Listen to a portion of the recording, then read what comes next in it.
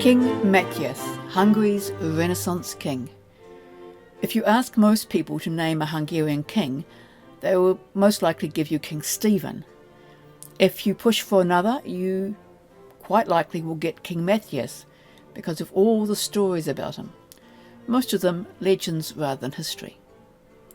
King Matthias was part of the stories I listened to as a child. My father would tell me about the king who disguised himself as a peasant and travelled throughout his kingdom, championing the poor and meting out justice to the cruel and corrupt. Later, a relative would send me a book of stories about him. As an adult, I wondered about the truth behind the legend, and my Hungarian history teacher pointed me towards some other sides of King Matthias. That course was about 6 hours long, so this is just a short summary. First, Matthias' background. King Matthias Corvinus, or in Hungarian Hunyadi Mátyás, was not from the house of Arpad. The last patrilineal descendant of Arpad was Andrew III the Venetian, Valenci András, who died in 1301. Thereafter, the kings could usually connect matrilineally to Arpad, but Mátyás, born in 1443, 142 years after András, was not even connected matrilineally. He was the son of Hunyadi János, John Hunyadi. His father was not a member of the royal family. He was the descendant of a Romanian noble family who moved to Hungary. Their coat of arms showed a raven with a golden ring in his beak. This is the source of the name Corvinus, which is Latin for raven. János served as regent from 1446 in the name of László V, known as Ladislaus the Posthumous in English. John Hunyadi learnt the craft of war in Italy and is part of Sigismund's Knight of the Household. Hunyadi's prowess as a military leader gave him not only the nickname Törökverő, Turk Buster, but also the largest land grants in Hungary ever, over 2 million hectares. This would cause problems after his death. Matthias, second son of John Hunyadi. He was taught by many of the most learned men of Central Europe, and under these scholars' influence, Matthias became an enthusiastic supporter of the Renaissance humanism.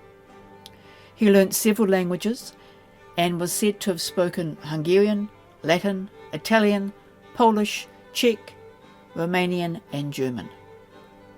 He read classical literature, including military works.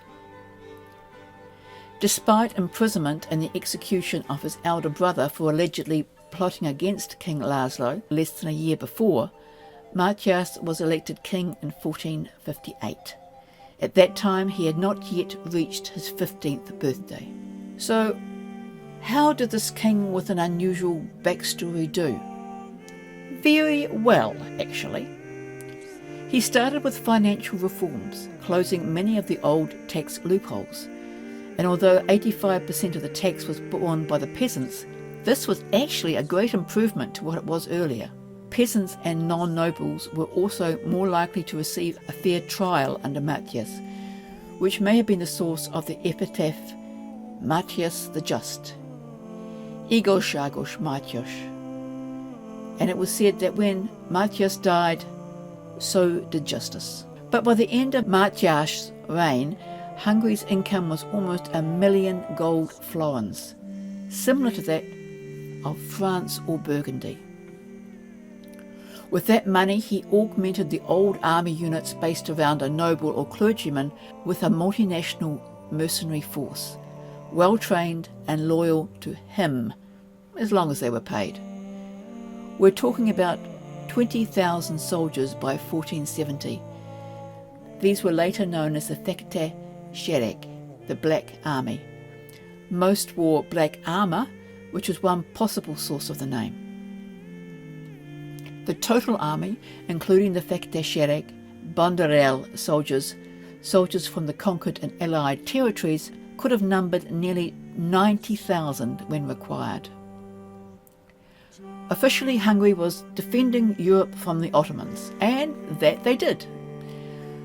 But the Hungarian army also successfully fought against Austrian, Czech, Polish and Turkish troops. They not only defended Europe, but conquered their neighbours, and Matthias's empire grew. For a while, the Kingdom of Hungary had access to both the Mediterranean and the Black Seas, if you include their vassal countries such as Moldavia. What was Matthias like as a man? He was a good and enthusiastic soldier, preferring to be with his army a lot of the time and not from a distance. He spent time with his men, even in their downtime, playing dice, doing men things. According to my teacher, he was a man of average size and strength, no superhero, but he was a valiant soldier.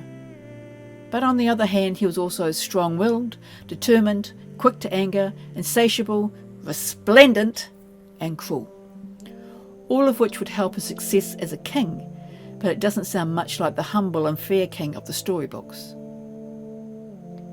His first marriage to Elizabeth of Celje was when he was only 12 years old. Elizabeth was 14, and she never made it to 15. His second wife, Catherine, was also 14 when they married, and she made it long enough to die in childbirth. The child also died. After that, Matthias had a long-running affair with a non-noble Austrian woman, Barbara, who gave birth to his only living heir, John Corvinus. When Matthias' third marriage to Beatrice of Naples was also childless, he intended John Corvinus to be king after him. But the young man was no match for the intrigues of court or Queen Beatrice. He survived, but without the wealth and status his father intended for him.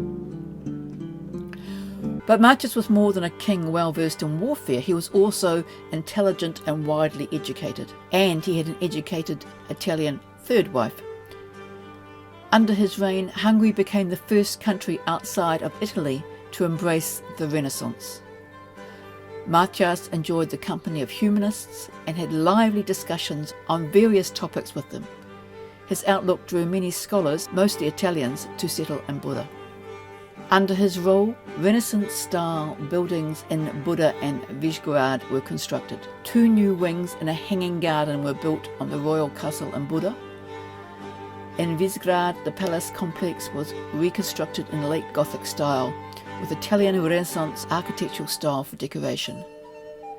Matthias commissioned the leading Italian artists of his age to embellish his palaces, including Leonardo da Vinci. His court was also known for the presence of excellent choirs, composers and musicians. But Matthias also cultivated traditional art, including Hungarian epic poems and lyrical songs. But the most amazing building for me was the Royal Library, where Matthias employed scripters, illuminators and bookbinders. We are unsure how many books were in the library, back when a single book was worth many years' income for a clerk. Estimates are that there were over 3,000 books, each created by hand and illustrated by hand. At the time, it was second only to the Vatican Library.